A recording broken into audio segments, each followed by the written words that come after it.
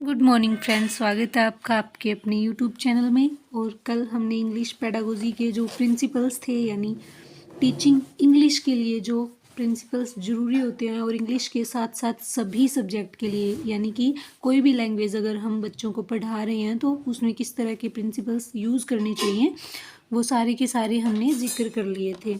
और उसके अंदर 10 प्रिंसिपल थे, 10 सिद्धांत थे किसी भी लैंग्वेज को पढ़ाने के। तो वो सारे जो जो ज़रूरी होते हैं, किस तरीके से हम बच्चे के दिमाग में एक लैंग्वेज को फिट कर सकते हैं, उसके पास एनवायरनमेंट किस तरीके का होना चाहिए, वो सारे। तो आज हम जो मनोवैज्ञानिक मेथड होता है किसी भी टॉपिक को कर लेने के बाद अगर उसके कुछ क्वेश्चन सॉल्व कर लिए जाए तो हमें पता चल जाता है कि किस तरीके के क्वेश्चन पीछे एग्जाम्स में आए हुए हैं और कैसे हम क्वेश्चंस को पढ़ें, कैसे समझें और कैसे उनके आंसर करें। तो आज इसके कुछ क्वेश्चन हैं। सबसे ज़्यादा जो पेडागोजी के क्वेश्चन है, अच्छे खासे क्वेश्चन जब बनते हैं ना सीटेट के अंदर बनते हैं। बाकी सभी जो स्टेट हैं एग्ज़ाम, स्टेट के एग्ज़ाम होते हैं उनमें बनते हैं, लेकिन इतने अच्छे क्वेश्चन नहीं बनते। जो पेडागोजी के क्वेश्चन है, बढ़िया बढ़िया जो क्वेश्चन आते हैं वो सीटेट के अंदर आते हैं। अगर हम पेडागोजी को पिछले एग्ज़ाम्स का बेस बनाना चाहते हैं तो सीटेट के जो पेपर आए हुए हैं उनको देखना चाहिए। तो ये जो सारे क्वेश्चन हैं ये सीटेट से ही हैं और इस बुक के अंदर बहुत सारे क्वेश्चन दिए हुए हैं जो बाद में जो सभी टॉपिक का मिक्सचर है उसके अंदर, लेकिन जो टॉपिक वाइज दिए हुए हैं वो भी कहीं ना कहीं एग्ज़ाम के अंदर आए हुए हैं। तो इसके अंदर पहला क्वेश्चन है, a child learns his mother tongue. Mother tongue होती है हमारी मातृभाषा, मातृभाषा कह लो, या फिर जो हम घर पे घरेलू लैंग्वेज बोलते हैं ना, बात करने की जो हमारी लैंग्वेज होती है वो वाली। इजीली बिकॉज, यानी जो बच्चा होता है वो मदर टंग को इजीली क्यों सीख जाता है। अब यहाँ पे हमारे देखेंगे तो क्षेत्रीय भाषा हम बहुत जल्दी सीखते हैं, हिंदी भी कहीं ना कहीं जल्दी समझ आने के बाद सीख ही जाते हैं। और फॉरेन कंट्री जाओगे आप तो वहाँ पे देखोगे इंग्लिश इस तरीके से बोली जाती है जैसे हम अपनी क्षेत्रीय भाषा बोलते हैं या हिंदी बोलते हैं, उसी तरीके से वहाँ पे इंग्लिश इतने अच्छे से बोल ली जाती है क्योंकि वो वहाँ की मदर टंग है। तो मदर टंग बच्चा इतनी जल्दी से और आसानी से क्यों सीख जाता है, there is a natural environment in the family for learning, यानी उसके आसपास एक प्राकृतिक वातावरण होता है उस चीज़ को सीखने के लिए उसकी फैमिली में। अब देखो जब बच्चे का जन्म होता है वो तब से लेके, यानी जब वो पेट में होता है, फिर उसका जन्म होता है, फिर उसको धीरे धीरे जब वो बड़ा होता है तो वो हर एक वर्ड उसी लैंग्वेज में सुनता है। और जब तक वो बड़ा होता है तब तक वो लैंग्वेज, वो वर्ड्स उसके सामने इतनी बार रिपीट हो जाते हैं कि वो अपने आप उन चीज़ों से फैमिलियर हो जाता है। टू टीच इंग्लिश, तो ये इसका आंसर होगा। To teach English language in natural environment can be provided, यानी इंग्लिश लैंग्वेज पढ़ाने के लिए किस तरीके का नेचुरल एनवायरनमेंट यानी प्राकृतिक वातावरण किस तरीके का देना चाहिए, किस तरीके का, तो ये सब जानते हैं। आंसर हम पहले से ही हमारे दिमाग में आ गया है कि नेचुरल वातावरण होना चाहिए बच्चे के पास। और वो कब होगा, जब हम उस बच्चे को खुद को मौके देंगे बोलने के और खुद भी उसके साथ उसी लैंग्वेज में बातें करेंगे। तो इसका आंसर ये है, by talking to students in English in the class and the playground, यानी हम अगर बच्चे को कोई भी लैंग्वेज सिखा रहे हैं तो हम उसके साथ उसी लैंग्वेज में क्लास में या फिर स्कूल में कहीं भी, अगर बच्चा खेल रहा है प्लेग्राउंड में वहाँ पे भी, क्लास में भी, हर टाइम हम बच्चे के साथ एज ए टीचर, हम टीचर हैं तो क्लास के अंदर हम बच्चों को उसी लैंग्वेज में बातें करेंगे जो लैंग्वेज हम बच्चों को सिखाना चाह रहे हैं। For learning English the people should formulate the habit of, यानी इंग्लिश को सीखने के लिए या कोई भी लैंग्वेज, इंग्लिश की जगह अगर कोई और भी लैंग्वेज होती तो the people should formulate the habit of, यानी पीपल्स जो सीख रहे हैं उनके अंदर हमें किस तरीके की हैबिट डालनी चाहिए। तो going to library and reading English newspaper, अगर हम इंग्लिश सिखा रहे हैं बच्चों को तो हमें क्या करना चाहिए, बच्चों के अंदर किस तरीके की जो आदत है वो विकसित करनी चाहिए। गोइंग टू लाइब्रेरी यानी रोज़ लाइब्रेरी जाना, और रीडिंग इंग्लिश न्यूज़पेपर, इंग्लिश के न्यूज़पेपर पढ़ना, यानी जैसे हम हिंदी के न्यूज़पेपर पढ़ते हैं, देखते हैं सारी बातें, उसके अंदर तो बहुत सारे वर्डिंग जो है हम सीखते हैं, नए नए वर्ड्स हमारे सामने आते हैं, उसी तरीके से इंग्लिश भी है। इंग्लिश को भी अगर हम उसके न्यूज़पेपर पढ़ते हैं, उसको ईजीली देखते हैं तो वो भी हमारे दिमाग के अंदर बैठ जाती है। अगर हम ये सोच के पढ़ेंगे ये तो इंग्लिश है, आएगी ही नहीं, तो फिर कभी नहीं आएगी। अगर ये सोच के पढ़ेंगे कि ये इंग्लिश है, जैसे हम हिंदी का न्यूज़पेपर पढ़ते हैं वैसे इंग्लिश का पढ़ रहे हैं, तो वो ज़रूर समझ में आएगी। Generally a person has an inner desire, ठीक है। सामान्यतः एक जो पर्सन होता है, कोई भी व्यक्ति, उसके अंदर इनर डिज़ायर होता है। किस तरीके का, कौन सी चीज़ का? तो to learn his mother tongue, मतलब उसके अंदर एक आंतरिक क्षमता होती है। किस चीज़ की क्षमता होती है? लर्न हिज मदर टंग, यानी उसकी मातृभाषा सीखने की उसके अंदर एक आंतरिक क्षमता होती है, जो उसे जन्मजात मिलती है। उसको कहते हैं ना कि चोमस्की ने, नोम चोमस्की ने LAD लैंग्वेज एक्विजिशन डिवाइस की बात की थी कि जो प्रत्येक बच्चा होता है उसके अंदर एक भाषा यंत्र होता है जो उसे भाषा कैच करवाता है। कौन सी भाषा? मातृभाषा, जो उसके एनवायरनमेंट में बोली जा रही है। वो इंग्लिश हो सकती है, वो हिंदी हो सकती है, वो पंजाबी हो सकती है, कोई भी स्टैंडर्ड लैंग्वेज जो आपके क्षेत्र में बोली जा रही है वो हो सकती है। तो वही होती है मदर टंग को सीखने का एक इनर डिज़ायर। या फिर आप नोम चोमस्की को याद कर सकते हैं कि उन्होंने LAD की जो संकल्पना दी थी वो यही थी। उसके बाद में incentive techniques of language teaching includes. Incentive techniques, incentive और एक्सटेंसिव। इंसेंटिव होती है आंतरिक, techniques of language teaching includes. Language teaching में किस तरीके की जो टेक्निक्स होती है वो हमें यूज़ करनी चाहिए, जो बच्चे को आंतरिक मूल्यांकन दे, ठीक है, बच्चे को अंदर से मूल्यांकन दे। बाहरी मूल्यांकन तो कहते हैं ना थोड़े ही दिनों का होता है, वो जल्दी से ख़त्म भी हो जाता है, ठीक है।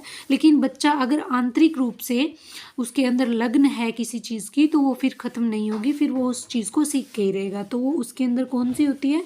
Rewards, praise, grades, competitions and punishment. यानी इस तरीके के बच्चे के सामने टाइम टू टाइम हम करेंगे तो वो अभिप्रेरणा उसके अंदर आएगी और वो उस चीज़ को सीखेगा।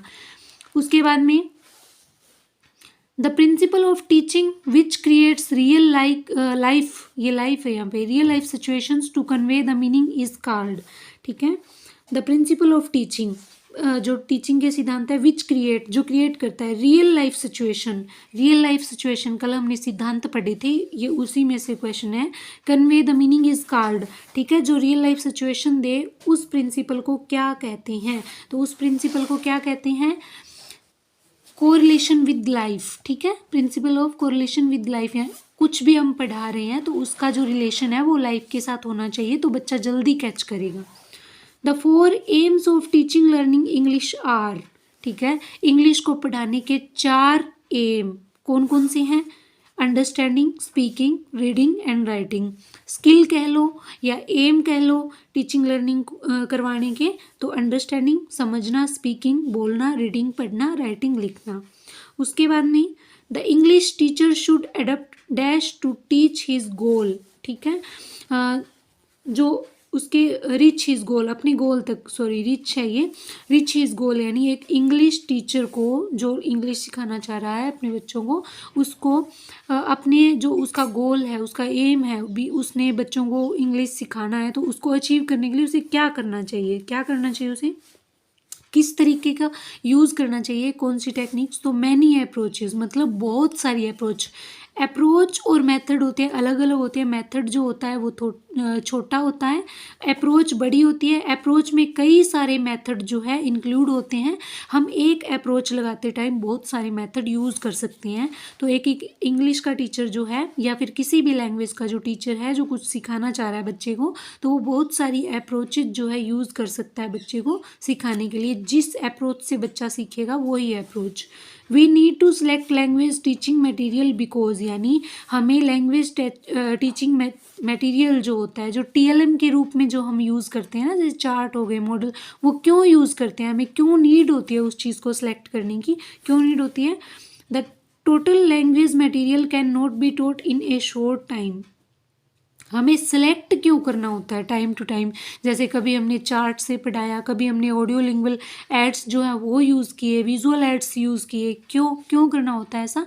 क्योंकि हम जो लैंग्वेज है, टोटल लैंग्वेज मतलब पूरी की पूरी लैंग्वेज जो सिखाने के लिए, material can not be taught in A short time, या थोड़े से टाइम में पूरे को नहीं सिखाया जा सकता। हमें धीरे धीरे स्टेप बाय स्टेप सिखाना होता है। Language material should be selected, language का जो मटेरियल होता है शुड बी सिलेक्टेड, हमें सिलेक्ट करना चाहिए। किस बेस पे सिलेक्ट करना चाहिए? कैसे? तो इसके अंदर जो है अकॉर्डिंग टू एज, बच्चे की उम्र के हिसाब से, मेंटल एबिलिटी के हिसाब से किस तरीके की बच्चे की कैचिंग पावर है, the standard of the class, class जो है कौन सी क्लास है, छोटी है बड़ी है, ठीक है, ऑफ द लर्नर्स, ठीक है। तो अगर हम बच्चा फर्स्ट क्लास से है और उसके सामने हम भारी भरकम चार्ट रख देंगे और चार्ट लगा देंगे, कहेंगे इसको पढ़ो, तो क्या वो पढ़ेगा? नहीं पढ़ेगा। सेकंड क्लास का बच्चा है, उसके सामने हम टेप रख देंगे और कहेंगे इसको चला के इसको सुनो, तो क्या वो एक जगह स्थिर होके सुनेगा? नहीं, क्योंकि छोटे बच्चों का दिमाग एक जगह स्थिर हो ही नहीं सकता। वो तो बार बार क्वेश्चनिंग करेंगे और कभी ना कभी क्लास की किसी ऑब्जेक्ट को देखेंगे, कभी क्लास की किसी चीज़ को देखेंगे। तो पॉसिबल ही नहीं होता छोटी क्लासेस में एक जगह बच्चे को मतलब एक जगह बच्चे को माइंड अगर टिकाने का कह दिया जाए तो वो कभी नहीं एक जगह स्थिर होगा। अगर हम टेप देंगे या फिर हम टीवी लगा के देते हैं, एजू सेट में बिठाते हैं बच्चों को, तो बच्चे क्या करेंगे? उस चीज़ को छेड़ने लग जाएंगे। उसके जो उसके मतलब कहते हैं ना, बच्चे को एक खिलौना दे दो तो पूरा का पूरा तोड़ के देखता है कि क्या है इसमें, तो वही उस टेप का हाल हो जाएगा अगर छोटी क्लासेस में। तो बच्चे के सामने हम कोई भी मटेरियल यूज़ कर रहे हैं तो बच्चे की एज देखनी है कि किस क्लास का बच्चा है, ठीक है, उसका मेंटल एबिलिटी कैसी है, वो उसकी कैचिंग पावर कैसी है, वो उस चीज़ को समझ पा रहा है या नहीं पा रहा है, तो उसी हिसाब से हमें मटेरियल को यूज़ करना होता है। उसके बाद में measures dash measures a student's achievement in relations to a specific task which he will later be required to perform, यानी एक अचीवमेंट टेस्ट, यहाँ पे अचीवमेंट टेस्ट की बात हो रही है। ऐसा स्पेसिफिक टेस्ट जो बच्चे ने क्या सीखा है उसके जितना सीखा गया है उसने उसको मेजर करता है। ऐसा कौन सा एक अचीवमेंट टेस्ट है जो हम बच्चे का अचीवमेंट को, जो उसने हासिल किया, जो उसने सीखा है, उसको उसका मूल्यांकन करने के लिए, इवैल्यूएशन करने के लिए हम उसको यूज़ कर सकते हैं। तो ऐसा कौन सा? प्रोफिशिएंसी टेस्ट, यानी बच्चे का हमें time to time proficiency test लेना चाहिए, जिससे बच्चा जितना सीखता है उसका साथ के साथ मूल्यांकन हो जाना चाहिए, ठीक है। और अभी हम जो यूज़ कर रहे हैं वो भी तो यही है ना, हमने कल सिद्धांत पढ़े, आज उसके कुछ क्वेश्चन देख लिए, तो अब वो चीज़ हमारे अंदर स्थिर हो गई भी। इस तरीके के क्वेश्चन आते हैं। थ्योरी पढ़ने से अकेला कुछ नहीं होता। कहते हैं ना कि कंपटीशन जो ज़माना है एमसीक्यूज़ का, जितनी ज़्यादा आप सोल्व करोगे उतनी ज़्यादा आपकी पकड़ होगी। और बाकी के ऑप्शन देखने पे हमें ये भी याद आ जाता है कि बाकी ऑप्शन वाली चीज़ें उनके अंदर क्या मैटर था, उनका कंसेप्ट क्या था। तो ये चीज़ें मनोवैज्ञानिक चीज़ें होती हैं जो हमें अपनी तैयारी के साथ करनी चाहिए अपनी दायरे को बढ़ाने के लिए। तो ये कुछ एमसीक्यूज़ थे जो सिद्धांतों से रिलेटेड थे। और अब हम इसके जो इंग्लिश के मेथड हैं वो भी देखेंगे, तो वो नेक्स्ट क्लास में देखेंगे। तब तक के लिए जय हिंद। वीडियो को शेयर करें, लाइक करें, चैनल को सब्सक्राइब करें। Thank you. जय हिंद।